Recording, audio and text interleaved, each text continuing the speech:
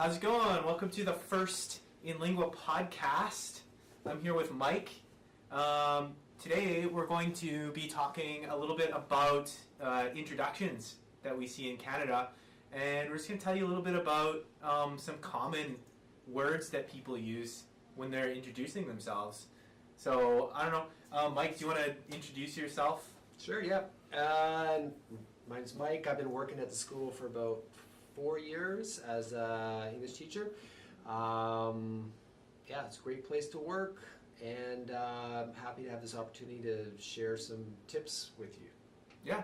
So, in Canada, we have like a very informal style of talking usually, don't you find? Yeah, definitely. Yeah, usually people when they're walking down the street, I find a lot of students when they come to InLingua, they know like really common formal phrases. Like, for example, like, hello, how are you? I'm fine, thank you. And you? I'm fine too, right? And I guess Sure, yeah. it's a fine thing to say, but do you say people, like Canadian people, actually use that kind of language?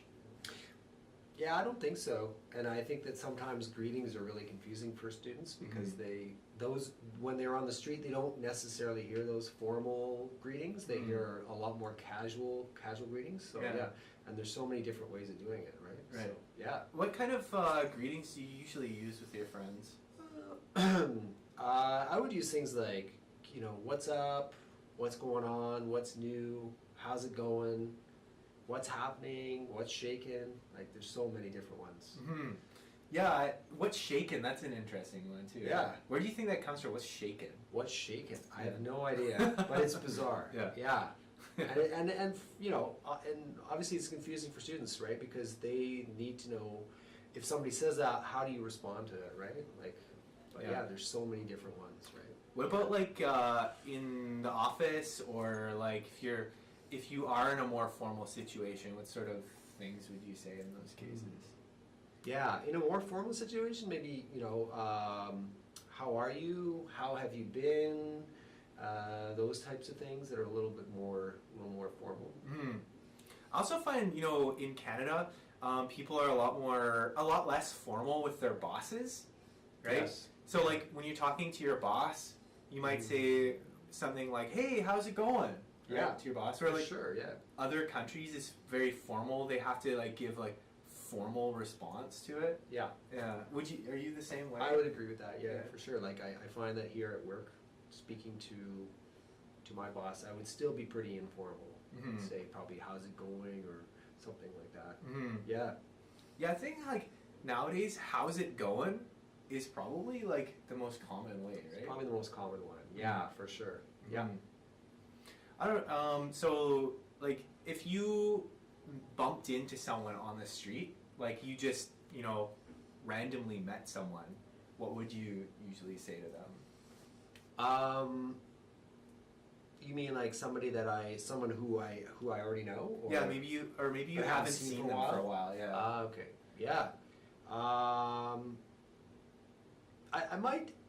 I might still say sort of the same thing, but I think maybe my intonation might be different. I'd be like, like more surprised, like, hey, wow, good to see you again. Wow, it's been a long time. Like, what's new?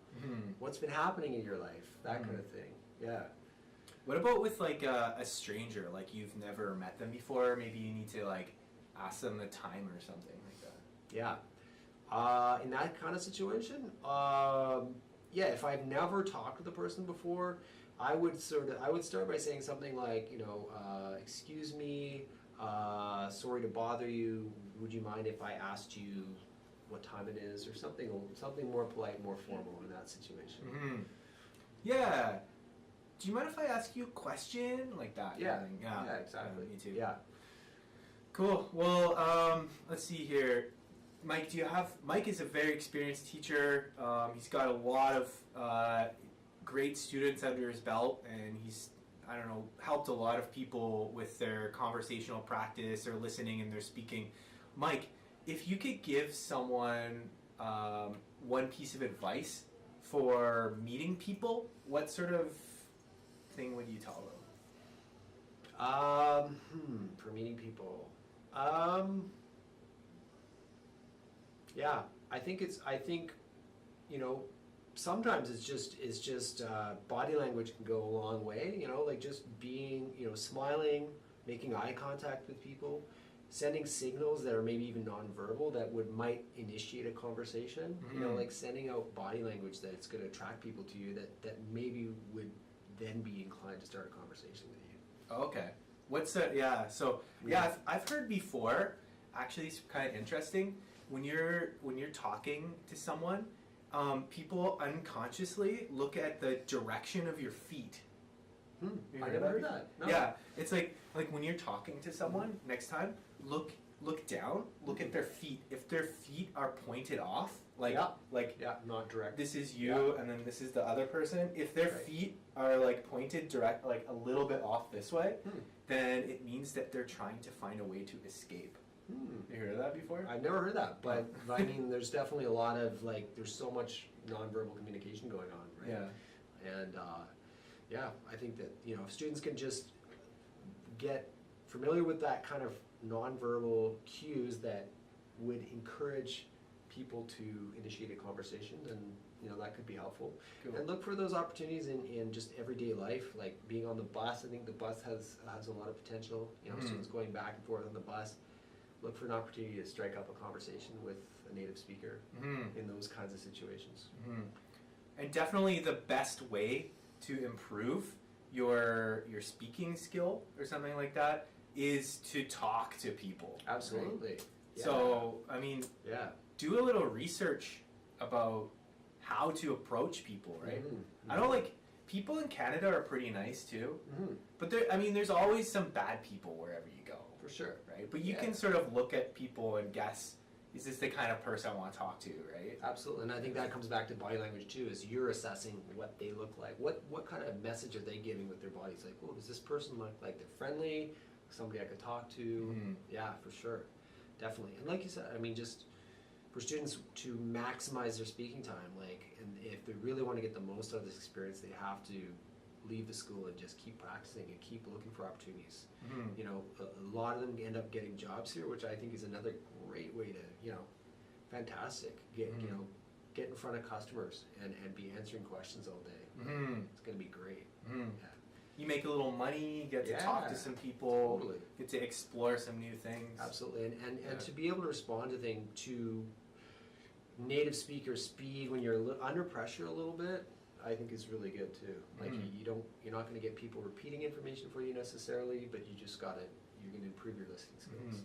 Yeah. Where do you think is the best place? Like, let's say a student isn't able to get a job. Maybe they don't have the work visa. Yeah. Where do you think is the best place to meet people in Yeah, Victoria? Do you think it's a good location? Yeah, I don't know. I always I always found the best place to meet a new group of people was music concerts. Right? Like, Concerts, yeah. yeah, like, I don't know, like in other cities, but in our city, there's a really vibrant and alive music scene, and so lots of people go to them, right? Like, you can go like Friday, Saturday, Sunday, even like Wednesday sometimes. Yeah. And you can go check out like a live band.